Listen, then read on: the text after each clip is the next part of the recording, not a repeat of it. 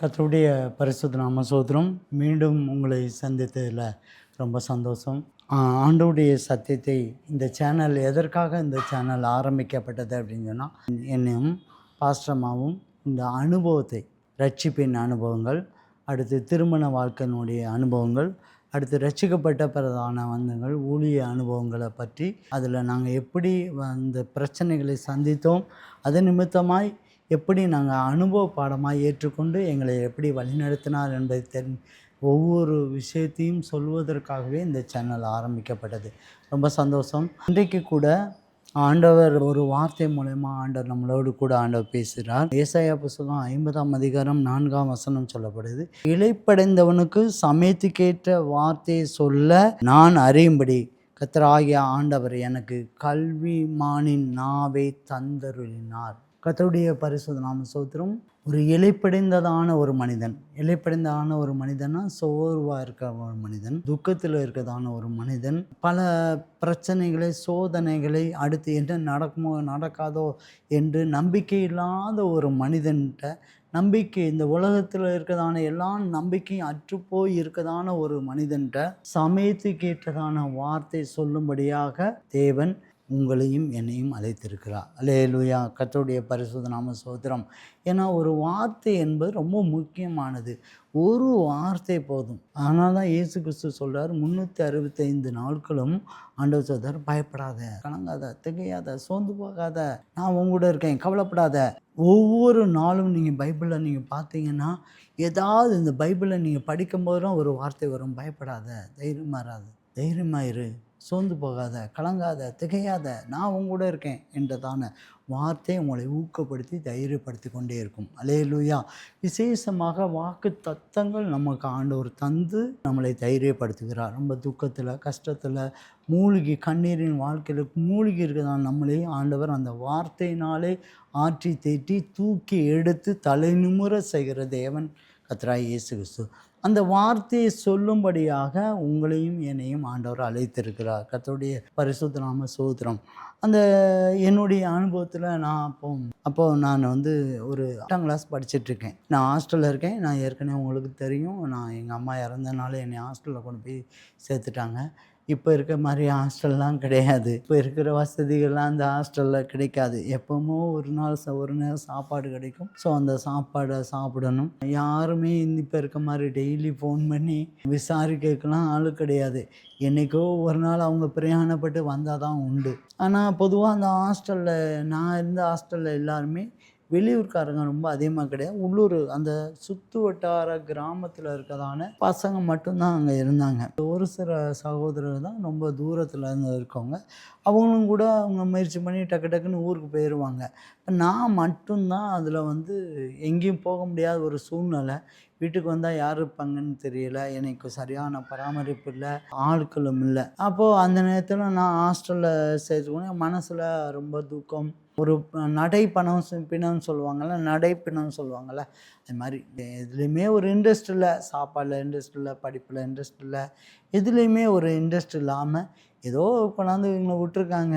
அந்த கோயில் மாடு சொல்லுவாங்கள்ல, கோயில் மாடை மாதிரி கொண்டாந்து ஒரு இடத்துல விட்டுருக்காங்க. அதே மாதிரி நம்ம இப்போ நடைமுறையமாக இருக்கோம் அப்படின்னு சொல்லி வாழ்ந்து கொண்டு இருந்தேன். அப்படியே வாழ்ந்து அந்த 8ஆம் கிளாஸ் முடிச்சுட்டு 9ஆம் கிளாஸுக்கு போகிறேன். எங்களுக்கு ஹெட் மாஸ்டராக ஒரு சார் இருந்தார். அவர் சாம்சன் சொல்கிறார், ரொம்ப ரொம்ப கண்டிப்பான ஒரு மனிதர், மறக்க முடியாத ஒரு மனிதர். நான் ஒரு உதாரணத்தை சொன்னால் உங்களுக்கு அது புரிஞ்சுக்கிடும். ப்ளே கிரவுண்டில் சென்டரில் நின்றுக்கிடுவார். ஒரு பெரிய பரம்பை வச்சுட்டு இப்படி நிற்பார். இப்படி நின்றுட்டு இப்படி திரும்பி பார்த்தான்னா இந்த பக்கம் ஓடியாரவங்க, அந்த 8 மணிக்கு மேலே வர்றவங்க அத்தனை பேரும் மிளகா போட்டுருவாங்க. அவர் கொஞ்சம் நேரம் அப்படியே நிற்பார். கொஞ்சம் நேரம் கழித்து இந்த பக்கம் பார்ப்பார். இவங்க ஓடணும். இவங்க ஓடி அதுக்குள்ளே அந்த அந்த கிளாஸுக்குள்ளே போய் நின்றணும். ரொம்ப கடுமையான ஒரு மனிதர். கிட்டத்தட்ட அவர்கிட்ட நேரடியாக யாருமே பேசவே மாட்டாங்க. அதில் இருக்க மாணவர்கள் யாருமே யாரும் கிட்டேயே பேச மாட்டாங்க. ஒரு நாள் நான் ஒரு இடத்துக்கு அப்படி போகிறேன். அவர் வாசலில் நிற்கிறாருன்னு தெரிஞ்சுட்டு வேகமாக நான் ஓட ஆரம்பிக்கிறேன். வேகமாக ஓட ஆரம்பிச்சுட்டு போகிறேன். அவர் என்னை கூப்பிட்றாரு.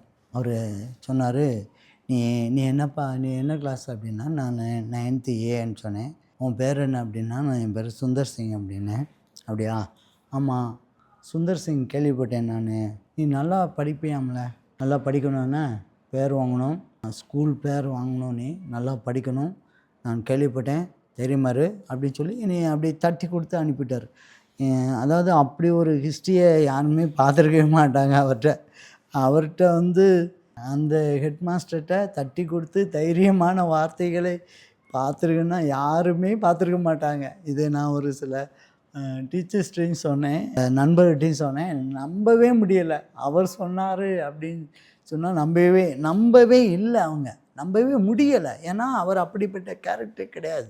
ஆனால் அன்றைக்கு என்னை தைரியப்படுத்தி, நான் கேள்விப்பட்டேன், நீ நல்லா படி, ஸ்கூலுக்கு பெருமை சேர்க்கும்படியாக நீ நடந்துக்கோ அப்படின்னு சொன்னது உண்மை. ஆண்டவர் சொன்னார். வேத வசனம் ரட்சிக்கப்பட்ட பிறகு நான் ரொம்ப திரும்ப ஆராய்ஞ்சு பார்த்தேன். இளைப்படைந்தவனுக்கு சமயத்துக்கேற்றதான வார்த்தை சொல்லும்படியான அவரை தெரிந்து கொண்டார். அல்லேலூயா, கர்த்தருடைய பரிசுத்தம். அவரும் ஒரு கிறிஸ்துவ சகோதரர் தான். ஆண்டவர் அவரை நான் இளைப்படைந்ததான ஒரு சமயம், வாழ்க்கையில் எந்த ஒரு இதுவும் கிடையாது, எனக்கு எதுவுமே இல்லை, எல்லாமே வறுமை, எல்லாமே தோல்விகள், எல்லாமே கண்ணீர். அப்படிப்பட்ட இருந்த சூழ்நிலையில் எனக்கு ஒரு வார்த்தை இருந்தது, நீ தைரியமாயிரு, நீ நல்லா படிக்கிறேன்னு கேள்விப்பட்டேன், ஸ்கூலுக்கு பெருமை சேருங்கிறதான ஒரு நல் வார்த்தை எனக்கு கொடுக்கப்பட்டது. உண்மையிலே எனக்கு ரொம்ப ஆச்சரியமாக இருந்தது. திரும்ப அந்த ஸ்கூலில் நான் அப்படியே அடுத்து எக்ஸாம் எடுத்தேன், நல்ல மார்க் வாங்கினேன். கிட்டத்தட்ட நான் சொன்னால் மேத்ஸில் 10th 100க்கு 100 நான் எடுத்து ஸ்கூலுக்கு பெருமை சேர்க்கிற ஒரு மனிதனாக நான் இருந்தேன்.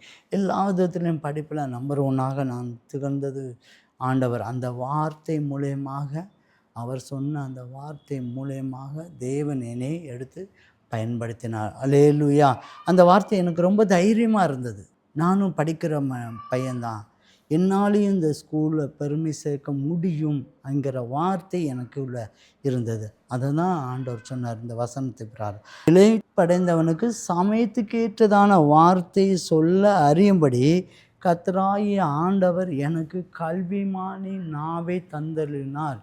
தேவன் கல்விமானின் நாவை அவருக்கு ஆண்டவர் கொடுத்ததுனால இளைப்படைந்ததான எனக்கு இன்றைக்கு ஒரு பெரிய ஒரு ஊக்குதலாக இருந்தது, அது பெரிய ஒரு உந்துதலாக இருந்தது. அது நிமித்தமாக என்ன கற்றுக்கொண்டேன் அப்படின்னு சொன்னால், நான் எல்லா மனிதர்களையும் நான் நெகட்டிவாக பேச மாட்டேன். நான் சில நேரம் கடுமையாக பேசுவேன். அவங்க தவறுகள்னா அந்த தவறுகளை திருத்தும்படியான கொஞ்சம் கோவப்பட்டு பேசுவேனே ஒழிய, அவங்க கீழே விழும்படியான தவறுதான வார்த்தை நான் பேச மாட்டேன். எப்பொழுதுமே பாசிட்டிவான வார்த்தைகளை பேச நான் கற்றுக்கொண்டேன். அல்லேலூயா. இன்றைக்கி என்னோட கூட பழகுனவங்க, தெரிந்தவங்க, என் கூட பேசினவங்க அத்தனை பேருக்கும் தெரியும், நான் முடிஞ்ச அளவுக்கு நான் அவர்களை ஊக்கப்படுத்துவேன். ஆவியானவருடைய செயலை தெரிந்து கொண்டு அவங்கள எப்படி, எந்த மாதிரி அவங்க எப்படி நடக்கணும், என்ன செய்யணும்னு சொல்லி ஆவியானவருடைய செயலை கேட்டு அவங்களுக்கு நான் ஒரு பாசிட்டிவான வார்த்தை, சமயத்துக்கேற்றதான வார்த்தை, உந்துதல் கொடுத்தான, ஊக்கப்படுத்தான ஒரு வார்த்தை கொடுக்கும்படியாக ஆண்டவர் என்னை தெரிந்து கொண்டார். அல்லேலூயா. கர்த்தருடைய பரிசுத்த நாம ஸ்தோத்திரம். நாம் பேசக்கூடிய ஒவ்வொரு வார்த்தையும் மற்றவங்களுக்கு பிரயோஜனமாய் காணப்படும். பிரியமான சகோதரனே, சகோதரியே, அன்றைக்கு ஹெட்மாஸ்டர் அந்த சாரு சொல்லக்கூடிய வார்த்தை, நீங்கள் அவர்கிட்ட போய் திரும்ப கேட்டனா அப்படி சொன்னா என்னன்னு கூட அவருக்கு தெரியாது, உண்மைதான். ஆனால் அவர் சொல்லக்கூடிய வார்த்தை இன்றளவும் கிட்டத்தட்ட 45 வருஷத்துலேருந்து இன்னைக்கு வரைக்கும் எனக்கு அது இருதயத்தின் ஆழத்தில் பதிந்து சொல்லப்பட்டதான வார்த்தை. பிரியமான சகோதரனே, சகோதரி, நீங்கள் சொல்லக்கூடிய உனக்கு நண்பர்கள், பழகினவங்க, தெரிந்தவர்கள், தெருவில் உள்ளவங்க, வீட்டில் உள்ளவங்க, சபையில் உள்ளவங்க, வேலை ஸ்தலத்தில் உள்ளவங்க, உங்களுக்கு பார்க்குற ஃபோன் பண்ணுறதில் வர்றவங்க, எத்தனையோ பேர்கள் இளைப்படைஞ்ச நிலையில், துக்கப்பட்ட நிலையில், கண்ணீரின் பாதையில் இருக்கவங்க, நம்பிக்கையே இல்லாத சூழ்நிலையில் வாழ்ந்துட்டுருக்கதான தினம் உங்கள் வாழ்க்கையில் ஈடுபடுகிற ஒவ்வொரு மனிதனுக்கும் நீங்கள் தைரியப்படுத்தும்படியாக உங்களுடைய அழைப்பு என்ன? நீங்கள் மற்றவங்களை தைரியப்படுத்தணும், அவங்களை ஊக்குவிக்கணும், அவங்கள இயேசுக்குள்ளாக கொண்டாடணும், இயேசுடைய வார்த்தையை சொல்லி தைரியப்படுத்தணும், சமயத்துக்கேற்றதான வார்த்தை சொல்லி அவங்களை பயன்படுத்த வைக்கணும். அவர்கள் இன்னும் அவர்களை அவர்களை இன்னும் அதிகமாய் பயன்படுத்தும்படியாக உங்களை ஊக்குவிக்குமாறு தேவன் உங்களை விரும்புகிறார். கர்த்தருடைய பரிசுத்த நாம ஸ்தோத்திரம். தேவன் உங்களை அழைத்த அழைப்பு பெரிது பிரியமானவர்களே. நீ மற்றவர்களை ஊக்குவிக்க வேண்டும், பயன்படுத்த வைக்கணும். இயேசு கிறிஸ்துக்காக பயன்படுத்துகிற ஒரு கருவியாக ஆண்டவர் உங்களை பயன்படுத்துகிறார். ஒரு ஆத்ம ஆதாயம் ரொம்ப முக்கியம் பிரியமானவர்களே. எத்தனையோ மனுஷர்கள் இன்றைக்கி இருக்க சூழ்நிலையில் ஏதோ இழந்து போய் மனிதர்கள் மேய்ப்பரற்ற சூழ்நிலை, அநேகர் அப்படி என்ன செய்கிறானே தெரியாமல் செஞ்சு கொண்டே இருக்காங்க. அவங்கள்ட்ட நீங்கள் சமயத்துக்கேற்றதான வார்த்தை சொல்லும்படியாக ஆவியானவர் கையில் காத்திருந்து வார்த்தையை கேட்டு சொல்லும்படியாக உங்களை அழைக்கப்பட்டிருக்கிறார். அல்லேலூயா. கர்த்தருடைய பரிசுத்த நாம ஸ்தோத்திரம். நீங்களும் நானும் தேவன் அதற்காக தான் கருவியாய் பயன்படுத்துகிறார். இதனுடைய பிரதிபலன் ஆண்டவர் நமக்கு மத்திய ஆகாயத்தில் பரலோகத்தில் நமக்கு அந்த பிரதிபலன் ஆண்டவர் தருவார். நாம் பயன்படணும், நான் மற்றவங்களுக்கு பிரயோஜனமாக நான் காணப்படணும், சமயத்துக்கேற்றதான வார்த்தை எனக்கு தரணும் ஆண்டவரேன்னு சொல்லிட்டு நீங்கள் ஜெபிக்கும் போது முக்கியமாக விசேஷமாக அதிகாலையில் ஆண்டவரே எனக்கு சமயத்துக்கேற்றதான வார்த்தை எனக்கு தாங்க, இன்றைக்கி நான் யாரையாற்ற பேசும்போது இந்த வார்த்தை நான் சொல்லணும் அப்படின்னு ஆவியானவர் கையில் அதிகாலையில் நீங்கள் கேட்கும்போது ஆண்டவர் உங்களையும் பயன்படுத்துவார், என்னையும் பயன்படுத்துவார்.